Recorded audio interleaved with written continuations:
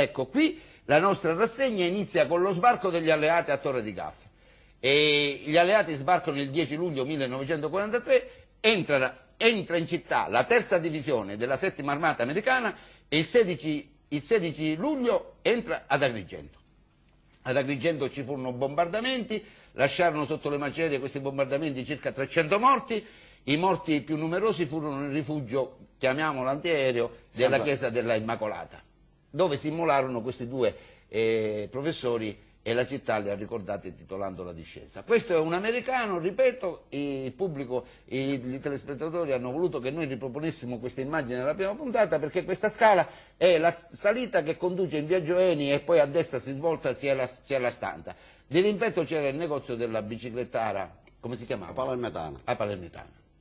Questi sono gli americani nel nostro centro storico e poi la chiesa di San Pietro bombardata con le macerie e successivamente una vecchietta che sale proprio da Vicolo San Pietro per andare in via Atenea, diciamo. Queste sono le immagini fotografiche della guerra ad Agrigento. Vedete, questo è l'ingresso della città, la famosa porta di Ponte, che si chiamava via Atenea. Due lapidi sono state divelte. Comunque ci sono due bassorilievi, quello a destra raffigura i due stemmi della città, a destra l'aquila che ghermisce la lepre, a sinistra Signat Agrigentum Mirabilis Aula Giganti, cioè sia ad Agrigento il segno la mirabile aula dei giganti. Ci sono ancora le carrozzelle perché il mezzo, diciamo, di trasporto più diffuso è per i turisti che arrivavano dalla stazione, è per una comitiva allegra di cui parleremo, è per i medici in visita domiciliare, ricordiamo i medici per esempio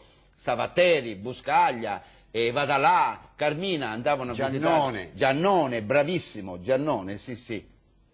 Ecco la carrozzella. Questo è il salone del mio amico, che proprio si chiama Amico, e prima c'era un negozio, lui mi diceva, dove si rammagliavano le calze, perché le calze erano un bene prezioso, non è che si buttassero via. E questo è il salone proprio all'ingresso di Porta di Ponte a sinistra, ancora attivo. Questa è la via Atenea, là dove c'erano le caprette mattutine, perché le caprette... Qua siamo vicino a Porta dei Ponti, dove c'è l'ospedale, il vecchio ospedale e il palazzo Borsellino. Esatto, a me interessano un po' diverso da quello di adesso, vedi che ci sono delle colonne sul cortile che adesso sale a sinistra del palazzo, però a me interessa perché allora scendevano dalle Mannere le caprette che portavano a domicilio la famosa ricuttedda, la bagnata fantastica, ricuttedda cavo da scinete tutti capicca cennè. Allora, ecco, questa è la Torrefazione Caffè. Ecco, questa è la Torrefazione Caffè, un bar abbastanza noto. Ancora avanti vediamo il Palazzo Celauro, il terzo piano fu aggiunto perché originariamente arrivava a 2 piani, vedi i balconi, diciamo, con la ringhiera di foggia spagnola. Ancora una veduta della via Atenea, proprio in quel sito, diciamo, di fronte là, a sinistra c'è il Banco di Sicilia, dove attualmente c'è il Banco di Sicilia. E più avanti lo studio del dottore, come si chiama, l'Otorino Laringoiata? Bennici. Il dottore Bennici, appunto. Questa è la via Atenea con una delle prime macchine a scendere. Di fronte, ecco, e questa tenda è il negozio delle sorelle Afrone, delle sorelle Zarcone, e accanto c'era la salumeria di Michelangelo Messina. Ecco, bravissimo. E di rimpetto la discesa, sempre quella che porta la chiesa dell'Immacolata. Questo è il negozio di ottica del Cavaliere Lovullo, che esponeva occhiali salmoiraghi, Persol e comunque apparecchi per la topografia, per la misurazione dei terreni e apparecchi tecnici. Ecco, questa è una bellissima insegna firmata Lazzaro Papà con caratteri neoliberti di Scozia e Regaglio. Ultimamente questo negozio, quando lo gestiva l'amico Alfonso Zaccaria, era meta di intellettuali di Agrigento, vi sostava Nino Cremona, Leonardo Sciascia, che erano suoi amici, e questo è il negozio di Enrico De Martino e figli, scomparso. Esatto. Questo è un particolare della via Atenea che lascia intravedere il famoso palazzo dell'ex convento delle Monache della Pietà, adibito a come si chiama, ospedale civile. Addirittura una serie di anni ci ho insegnato anch'io come sede del liceo scientifico, ma da molti anni è abbandonato e non si sa quale istituzione diciamo, prenda le redini per ultimare. Qua siamo a Piazza San Giuseppe, dove c'è il circolo Empedocleo. Piazza dei Tribunali o di Sant'Anna, detta Piazza Gallo poi. Piazza Gallo. E questa è il circolo Empedocleo di Raffaello Politi, si intravede sullo sfondo. E poi c'è la tenda in fondo, dovrebbe essere quella del bar del Cavaliere Pedalino. E le carrozze comunque con le tendine nere, che qui magari non si vedono, erano le carrozze che portavano i detenuti al tribunale, e le tendine nere significavano per oscurare le facce dei detenuti durante il passaggio per la strada principale, non farle vedere. Questa è una rara foto dello studio fotografico da Filippo, che si vede un asinello in via Atenea, e comunque ad Agrigento sono scomparsi gli asini, i muli, non c'è più niente, la famosa capretta, e se uno sta bene attento, l'ombrellone è quello del Barnazzari, c'è l'insegna bandiera del Cinema Mignon. Esatto. Questa ne parli tu? Ci sei tu ragazzino. Quanti ricordi vedendo questa fotografia? Ebbene, questa fotografia è stata tirata nel 1946, dopo il bombardamento che subì Agrigento. Difatti i magazzini di proprietà del notaio Melisenda e le schegge colpirono il nostro negozio. E chi c'è in quella fotografia? In quella fotografia c'è mio padre, poi c'è Tano Cappadona, si chiamava Tano Rizzo, mia madre, io e mia sorella Dina, buonanima. E tu con i pantaloncini corti?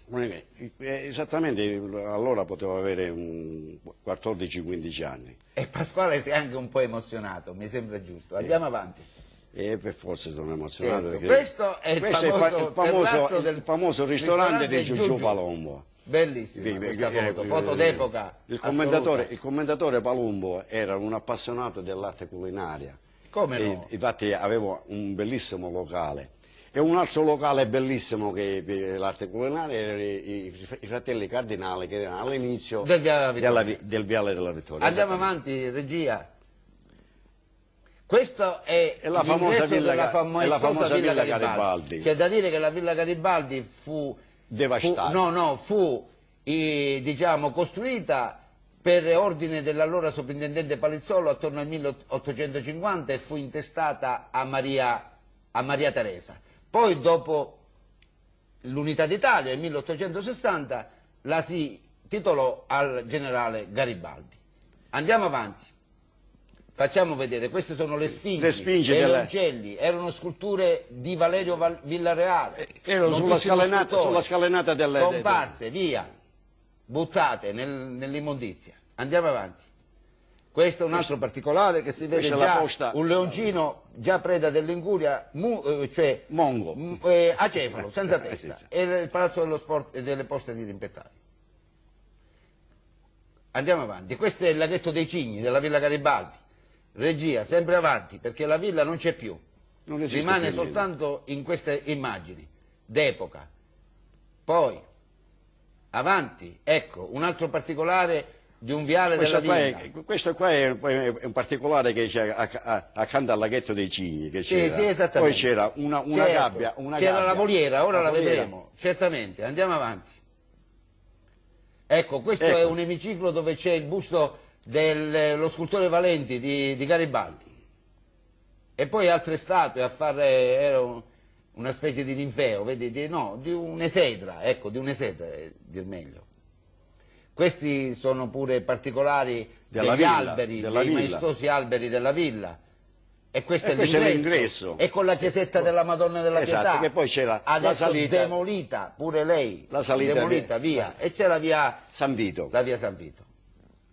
Questo è il rifornimento durante il Giro di Sicilia del 1948. Accanto a Sciachetano. Di fronte alla Villa Garibaldi, e da questa foto si intravede ancora la voliera con gli uccelli variopinti che c'era nella Piazza villa. San Filippo. Ancora si chiamava Chiano San Filippo. In questo chiano, in quel periodo ancora, ricordo alcuni nomi. Pino Salentino, Adornino Guardaggi, Guglielmo Borgo, i fratelli Azzarello, Lillo Casesa e Totò Calandra giocavano a tamburello. Ti ricordi che giocavano a tamburello? Esattamente. Erano appassionati del tamburello. Esattamente. Andiamo avanti ancora. E questo è quello che c'è oggi. Dopo lo scempio, ora abbiamo il Palazzo delle Naili, il Genio Civile, il Palazzo del Supercino. Le nefandezze perpetrate a danno della nostra città dal dopoguerra in poi, ma ne vedremo delle altre. Poi c'è il grattacielo. Vabbè, lasciamo stare, non facciamo disquisizioni, è quello che si vede, è tanto facile. Andiamo avanti, la città è stata deturpata. Questa è la carrozzella, davanti alla stazione, vedete non c'è traffico veicolare, il mezzo più comune di locomozione era la carrozzella che portava, abbiamo detto, i turisti alla Valle dei Templi, i medici in visita domiciliare, qualcuno che si voleva fare una passeggiata romantica e soprattutto non si può parlare di vita sociale della città se noi, prendendo a pretesto la carrozzella, non parliamo di una comitiva straordinaria, io la definisco, perché poetica, non si può usare nessuna terminologia denigratoria, perché dalla stazione venivano le cosiddette signorine e siccome si alternavano in città ogni 15 giorni, questa comitiva era chiamata la quindicina. Le case di Agrigento più famose erano 3 ed erano in salita Sanzo, dopo la piazzetta Caratozzolo. Si chiamava la prima la Gina Olivera, la seconda signora Lulù, la terza Tanina. Questa è una foto tratta dal celebre film di Fellini in Roma che ripropone una sala d'aspetto dove non è che si vociferasse o si facesse, come si dice in gergo, casino, anzi c'era molto rispetto e le ragazze erano chiamate in maniera ossequiosa signorine e mai chiamare la maîtresse con il suo vero nome perché anche lei era una gran signora. Evidentemente loro avevano queste vestaglie e questi veli che lasciavano intravedere un po' di nudo, portavano degli aromi addosso e dei profumi di cui ancora noi ne ricordiamo il nome, si chiamavano, tu li vendevi, Preludio d'amore, Notte di Venezia, oltre che c'era Cottisward e Giamma di Farine, poi c'era anche di Paglieri, ma Borsani. poi c'era la Borsari di Parma che faceva Etrusca per uomo e Capriccio per signora. Esatto. E poi c'era Caccia alla Volpe, mi ricordo Calicantus Adam. Andiamo avanti. Questa è un'immagine stupenda dell'attrice Fiona Sanders che impersona la giovane prostituta, ecco, mi è scappata la definizione, non volevo pronunciare questa parola, nel famosissimo film Roma di Fellini.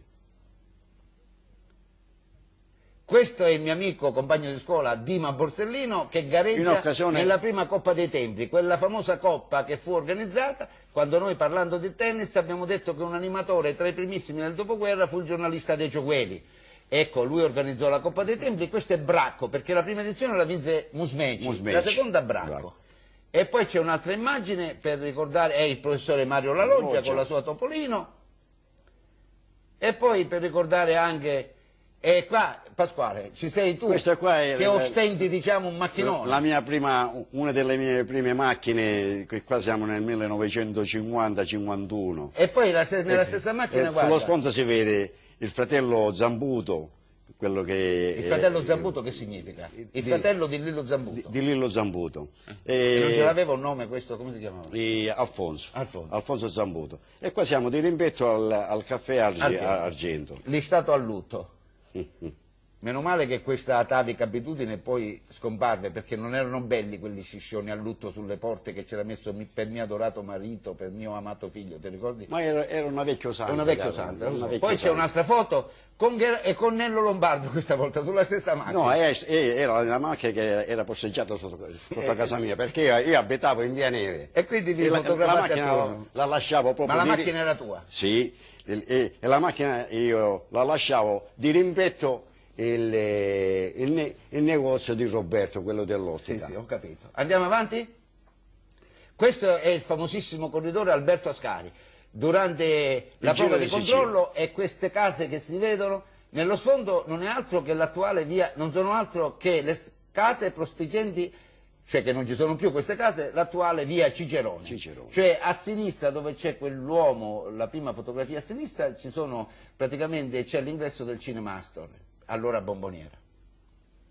Questo è un omaggio che io voglio fare a mio cognato Ferdinando Iacono, che era anche un bravissimo autista, molto bravo. E questa è la famosa Piazza della Riconoscenza. Perché si chiamava la Riconoscenza? Perché lì si ergeva un monumento, sempre di Valerio Villareale, al re Francesco I, Poi durante i moti antiborbonici venne il generale Carini, lo demolì, e il circolo Empedocleo con la casetta dell'avvocato Crapanzano, il quale avvocato Crapanzano, marito della professoressa Filomena Fronda, morì con il fegato mangiato perché di lì a poco questa scalinata doveva scomparire, il piazzale doveva essere mutato e dietro la sua casa doveva spuntare, vediamo che cosa spuntava, ecco questo.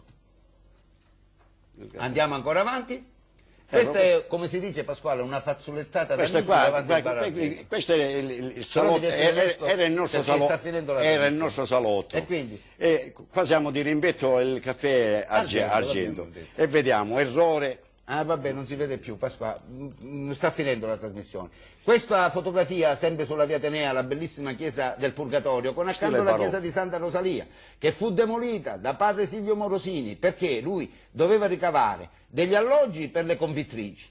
Buttò a terra tutte le palastre, tutte le modanature, la torretta campanaria, tutto l'aspetto concavo del prospetto barocchetto, e allo stato attuale, ancora adesso, nessuno si è occupato di fare un progetto di studi, per non dire ricollocare i conci che non si possono ricollocare, ma per togliere dalla vista della città questo scempio orribile che ancora insiste, per quando la chiesa sia ancora attiva, perché è una chiesa di adorazione perpetua, fa messa al mio carissimo amico padre Cottone, alle collegine, ma comunque questo prospetto a noi ci ha fatto sempre schifo, perché è stata un'opera brutta perpetrata a danno di una bellissima chiesetta barocca. Questo è anche scomparso, via, tolto dalla circolazione, il monumento di Benedetto Delisi, dell'esostatista Cavour. E questo il monumento di Rutelli, del nostro monumento dei caduti. Perché?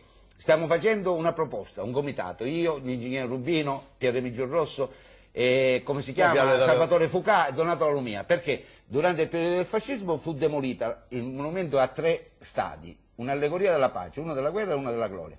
L'allegoria della guerra, vorrei che il regista passasse avanti, era il soldato italiano che uccideva, come si suol dire, il barbaro Teutone, e durante l'asse Roma-Berlino Mussolini diede ordine di demolire queste cose che andassero contro la Germania. Noi vorremmo oggi quasi quasi riproporlo, questa è la campagna incontaminata che si vedeva dall'attuale Villa Bonfiglio, andiamo avanti. E questo è il panorama di Agrigento degli anni di cui noi ci siamo occupati, un altro panorama visto dalla Terra Vecchia, dalle parti di Piedigrotta, diciamo, ecco, e questo è il panorama di adesso. Signore e signori, lasciamo a voi ogni paragone che si può fare della nostra città, com'era ieri, com'era oggi, augurandoci, non vogliamo essere, diciamo, pessimisti, che la nostra città possa anche essere quella che insiste nei nostri cuori e alla quale noi rivolgiamo un saluto attraverso queste puntate di Amarcord che ce l'hanno fatta vedere così come si presentava nei tempi della nostra gioventù. E pensando ancora di aver fatto a voi telespettatori, io sto parlando a nessuno praticamente perché è ancora inquadrata la città, vorrei rivolgermi ai telespettatori perché la regia non potrebbe fare in modo che si veda che io mi rivolgo ai telespettatori, dicevo appunto, e parlando e colloquiando con loro, crediamo di aver fatto una cosa gradita, riproponendo tutte queste varie fasi, lo sport, la cultura, diciamo l'aspetto popolare, l'aspetto quotidiano della vita che si svolgeva ad Agrigento dagli anni del dopoguerra fino a un po' oltre la metà degli anni 50. Adesso io vi saluto affettuosamente e vi auguro un buon caldo per una buona estate. A tutti e arrivederci.